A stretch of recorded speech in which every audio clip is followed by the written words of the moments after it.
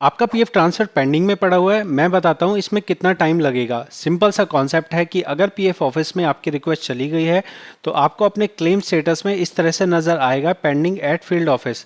आप यहाँ पे किस तरह आएंगे, अगर आपको नहीं पता है तो सिंपल सा आपको बता दूं कि होम पेज पे आपको लॉगिन कर लेना है। जहाँ से आपने फॉर्म भरा था, इस जगह से आपने फॉर्म भरा था, इसको ट्रैक करने के लिए आपको यहाँ ट्रैक क्लेम स्टेटस पे आ जाना है और उसके बाद आपको नीचे आ जाना है अपने ट्रांसफ़र वाले प्लेस पे। अब आप देखेंगे तो अगर पीएफ ऑफिस इसे एक्सेप्ट कर लेता है तो लिखा आता है accepted by field office. PF office इसे रिजेक्ट कर देता है तो लिखा आता है रिजेक्टेड बाय फील्ड ऑफिस। ठीक है, अभी आपका जो रिक्वेस्ट है कंपनी की तरफ से एक्सेप्ट हो चुका है और ये पीएफ ऑफिस के पास पेंडिंग है, जो आप यहाँ देख पा रहे हैं पेंडिंग एट फील्ड ऑफिस। तो इसमें सरकारी नियम के हिसाब से तो 7 दिन से 20 दिन का टाइम लगता है, लेकिन असलियत ये है कि यहाँ पे 20 दिन कोई समय सीमा नहीं है। 20 दिन से ज़्यादा लग सकता है, 30 दिन, 60 दिन, 80 दिन, 100 दिन, 365 दिन, कितना भी दिन लग सकते हैं। क्यों ऐसा मैं कह रहा हूँ? ऐसा इसलिए कह रहा हूँ क्योंकि मैंने बहुत सारे ऐसे केसेस देखे हैं। अरे भाई, मैंने कैसे केसेस देखे हैं? मैं क्या पीएफ ऑफिस में काम करता हूँ? नहीं, मैं यहाँ पे कंसल्टेंट के नाते काम करता हूँ और मेरे पास हज़ारों लोगों को मैं अभी तक कंसल्ट कर चुका हूँ। और ये चैनल जो है पीएफ के बारे में ही डेडिकेटेड है और इस पे मैं नंबर 1 जानकारी आपको देता हूँ। तो आप मेरी बात पे भरोसा कर सकते हैं। बाकी आप यूट्यूब पे किसी और चैनल पे भरोसा करें या ना करें वो मैं कह नहीं सकता हूँ। यहाँ पे आप समझिएगा कि आपका जब पेंडिंग एट फील्ड ऑफिस आ गया तो उसके बाद आपको आपकी पासबुक ओपन करनी है। पासबुक ओपन करने में आपको होम पेज पे आ जाएंगे। आप देखेंगे तो अगर आपका बाय चांस यहाँ ज़ीरो भी हो जाता है तो भी आपको ये नहीं समझना है कि आपका ट्रांसफ़र कंप्लीट हो गया है। आपको उसे पर्टिकुलर पासबुक पे जाके देखना है कि क्या मेरी करंट पासबुक में पैसा आ गया है।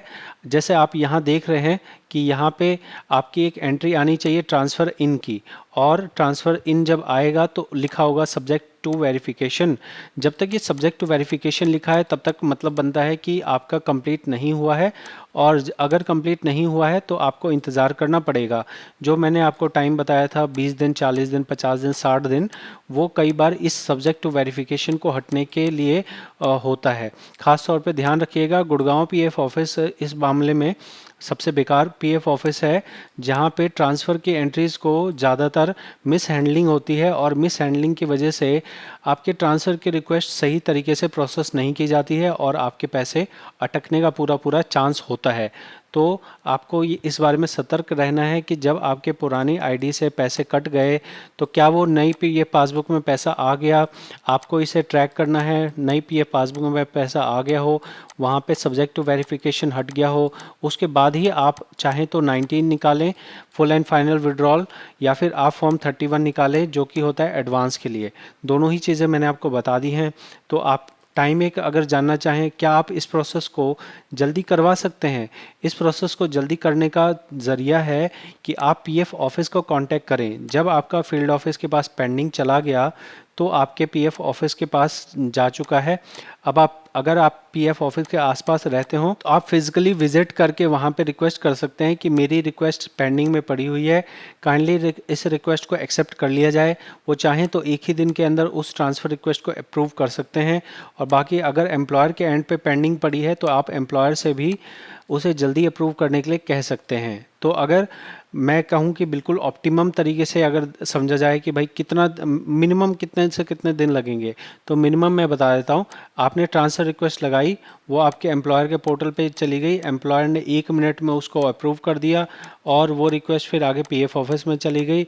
आप अगले दिन पीएफ ऑफिस चले गए, पीएफ ऑफिस में आपने उसे अप्रूव करवा लिया। तो 1 मिनट और प्लस 1 दिन, ये 2 दिन के अंदर में आपका काम हो सकता है। लेकिन ये नेक्स्ट टू इम्पॉसिबल है, क्योंकि ज़्यादातर पीएफ ऑफिस आप या तो आप पीएफ ऑफिस जा नहीं सकते हैं, और अगर जाएंगे तो भी पीएफ ऑफिसर जो है वो आपको ये कहता है कि नहीं, अगर हम तो सीक्वेंस के हिसाब से करेंगे। अगर आप उसे कोई ऐसी रीज़न बताते हैं, आपको ऐसी दुख भरी कहानी बताते हैं कि भाई मेरी ये दुख भरी कहानी है, इसके लिए मेरे को जल्दी से जल्दी ट्रांसफ़र करना है, तो डेफिनेटली आपका काम जल्दी हो जाएगा। तो मैंने यहाँ पे आपको कुछ भी ऐसा नहीं बताया है जो मैंने प्रैक्टिकली काम ना किया हो। मैं आपसे रिक्वेस्ट करूँगा कि इस बेस्ट चैनल को सपोर्ट की ज़रूरत है, आप इसे सब्सक्राइब करके सपोर्ट कीजिए और साथ में ही इसे आर्थिक तौर पे भी मदद कीजिए। यूट्यूब में हमें बहुत ही कम अर्निंग होती है, इसकी वजह से हम यहाँ पे सर्वाइव नहीं कर पा रहे हैं। इस चैनल पर मैं किसी फेक प्रमोशन को नहीं करता हूँ, किसी फर्जी एप्लीकेशन को प्रमोट नहीं करता, किसी वेबसाइट को प्रमोट नहीं करता, किसी सट्टा एप्लीकेशन को प्रमोट नहीं करता हूँ। तो मैं चाहता हूँ कि ईमानदारी से और पूरे ही जेन्युइन तरीके से मैं इस यूट्यूब चैनल से आपको ना केवल मदद कर सकूं, बल्कि मैं इसे ईमानदारी के तौर पे अर्निंग भी करना चाहता हूं। तो अगर आपको इस वीडियो से फ़ायदा हुआ हो तो आप मेरे को सपोर्ट कर सकते हैं सब्सक्राइब करके, और साथ में ही जो भी आपको कंट्रीब्यूट करना हो आप कर सकते हैं। अगर फ़ायदा हो तब मिलूंगा मैं अगली वीडियो में। बहुत बहुत धन्यवाद।